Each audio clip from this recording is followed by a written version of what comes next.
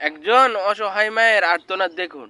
আমি রয়েছি ফরিদপুরের নগরকান্দা শাকপালদিয়া গ্রামে। গতকালকে একটি মর্মান্তিক ঘটনা ঘটেছে, সেই ঘটনাটি জানার জন্য আপনাদের মাঝে আসলে উপস্থাপন হয়েছি। কাকি, কি নাম আপনার? গ্রাম? স্বামীর নাম?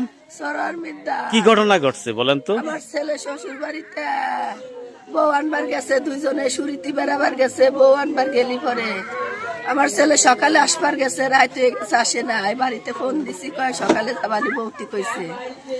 আমার ছেলে রয়েছে, সকালে বউ নিয়ে আসবি, বউরে জোগাড় হবার কইছে। বৌতি কয় কি যে না, আমি যাব না তোরাতে। তখন আমার চাল কয় কি যে না, আসবা না কে, চলো।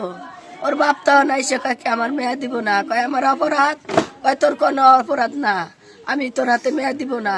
তারপরে কয় কি অপরাধ? আমার বউ আমি নিয়ে যাব, আমার মা বাপে বিয়ে করাইছে হেলানের তিনি। এই কথা কইলি পরে আমার ছেলেরে ঘরের ভিতরে আটকাইয়া ওর শ্বশুর মাথা পাশায় লাইতেছে, ঘুষাইছে, কিলাইছে, সব জায়গা থাকছে, গলায় টিপে দিছে। মাইরে আমার জাদুরে অবজারে 7-আপের বোতলে কইরা গাছ মারা টাক আমার জাদুরে খাওয়াইয়া গাড়িতে উঠে দিয়েছে রসুলপুর।